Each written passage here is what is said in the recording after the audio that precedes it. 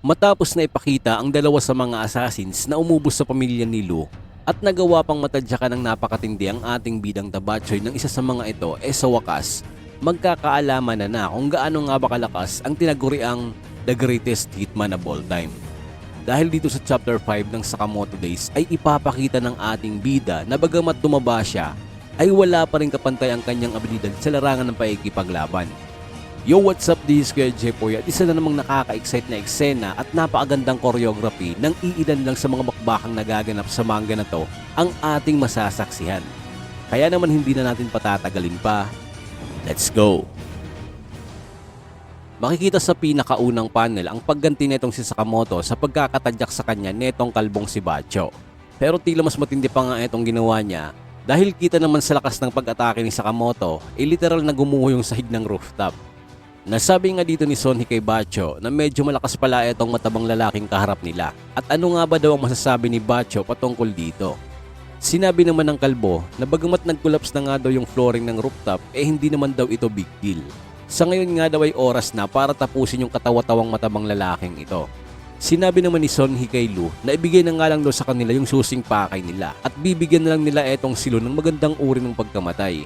Sinabi naman ni Lu na mas pipili niya na nga lang daw na mamatay kaysa na ibigay ng kusa yung susing hawak niya sapagkat ito nga daw ay susi ng kayamanang iningat-ingatan ng kanyang mga magulang. Sinabi naman nitong si Sonhi na ayan nga din daw yung sinabi ng mga magulang nitong si Lu bago nila ito paslangin. Dahil sa matinding galit sa narinig na yun ni Lu, walang pag-aalinlangan na susugurin na sana nito si Sonhi. Pero agad naman siyang pinigilan ni Sakamoto. Sinabi naman ni Shin kay Lu na wag nga daw magpadalos-dalos at wag papadala sa mga pain ng kalaban. Sumagot naman si Lu at sinabi nitong yung hidden safe nga daw na yon ay naglalaman ng family treasure ng kanilang angkan. At dahil nga daw sa mga taong ito ay namatay din ang kanyang mga magulang. Habang lugmok nga itong si Lu ay biglang nagpakawala si Sonhi ng dagger pero agad namang napigilan ni Sakamoto yung pag-atake na to gamit ang isang kamay lang. Sinabi naman ni Sonhi na wag nga daw makialam etong si Taba sapagkat gusto niya nga lang daw makasama ni Lu yung mga magulang neto sa kabilang buhay. Sinabi naman ng ating bida na hindi nga daw sila ang dapat na magdidesisyon sa mga bagay na importante para kay Lu. Dito ay kampante pa ang dalawang assassin na to at talaga namang minamalit ang kakayanan ng dati isa sa mga kinatatakutang assassin. Nagsimulang sumugod ang dalawa subalit sa kabila ng coordinated na mga pag-atake ng mga ito gamit ang kanikan nilang mga sandata walang kahirap-hirap naman itong naiiwasan ng Tabachoy nating bida. Nashock nga itong si Bacho dahil ni isa sa mga atake nila hindi man lang nakagawa ng kahit katiting na galos. Maging etong si Sonhi ay sobrang nagtaka dahil iniwasan lang lahat ni Sakamoto yung teknik nilang ni isa wala pa nga daw nakaligtas. At gaano ka posibleng mangyari yon? Ganung napakataba nga din daw nito para maiwasan ang tinawag nilang Maburyo Special Technique at Tofu Scramble. Pagkatapos naghanda ulit ang dalawa para sa kanilang tinatayang pinakamalakas na teknik kung saan ay dineklara nilang etong si Sakamoto pa nga lang daw ang pangatlong makakasaksi sa atake nilang to. Dahil sa dami ng satsat ng dalawa medyo nainip ang ating bida at nang biglang gamit ang stockpot na tinatayang may laman pa isa na namang matinding palo sa ulo ang inabot ng kalbong si Bacho at talaga namang hindi ito makapaniwala sa sobrang bilis ng mga pangyayari. Nashock nga din itong si Sonhi nang kasunod na winasak ni Sakamoto etong ultra hard na chakram niya gamit lamang ang kawali. Nakita naman ni Shin na medyo nasugatan ng konti yung daliri ni Sakamoto kaya naman agad niya itong nilagyan ng band-aid.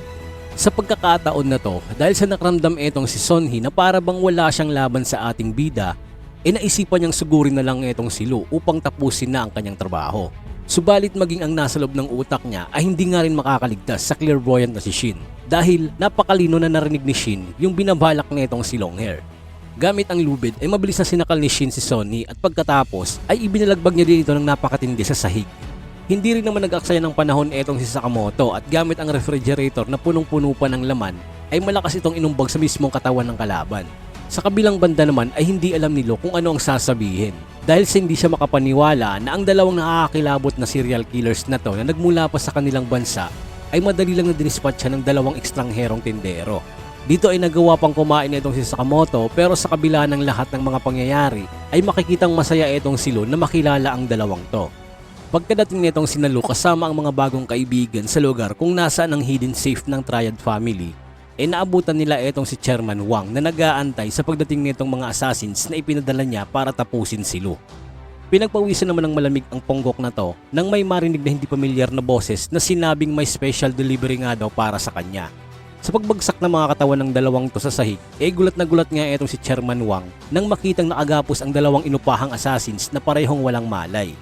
Sa sobrang panginginig ay hindi rin ito namalayan ang biglaang pagsulpot ni Lo sa likod niya at naitanong pa nito kung saan nga daw sila nanggaling at paanong nakapasok sila sa lugar na to, gayong bantay sarado nga daw ito ng mga tauhan niya. Sinabi naman ni Lo na tumahimik na nga lang daw siya at huwag nang magsalita. Nang makilala ni Wang ang boses ng babae ay hindi nga ito magkanda o gaga sa paghingi ng paumanhin kay Lu at sinabi pang gagawin nito ang lahat para lang mapatawad siya. Sinabi naman ni Lu na ang paghingi nga daw ng tawad ni Wang ay hindi na kayang ibalik ang buhay ng mga magulang niya, subalit maaari niya nga daw itong pagbayaran sa impyerno. Halata naman sa mukha netong si Lo ang matinding galit at sa sumunod na panel ay makikitang walang malay na nakabulagta etong si Wang at punong-puno ng bukol ang mukha. Naitanong naman ni Shin na sigurado nga ba daw si Lo na eto lang ang gagawin niya dito kay Wang. Agad namang nag-stretch ng braso si Shin at sinabi niyang siya na nga lang daw ang tatapos dito. Subalit, agad namang binalian ng leg ni Sakamoto etong si Shin sa isip niya. Dito ay biglang napasigaw si Shin kay Sakamoto dahil sa pinag-isipan siya netong patayin. Pagkatapos ay sinabi ni Lo na okay na nga daw sa kanya ang ganitong klase ng paghihigante. Sapagkat kung papatayin niya nga daw ang mga tao may atraso sa kanya, hindi nga daw matatapos ang problemang ito. Itinuro nga din daw sa kanya ng papa niya na ang best way para makapaghigante ay walang iba kundi ang mamuhay ng masaya. Sa mga sinabing to ni Lo ay walang dudang magkapareha sila ng layunin ng dalawang tindero na to. At nang mabuksan na nila ang hidden safe ay tumambad sa kanila ang limpak-limpak na kayamanan ng pamilya ni Lu.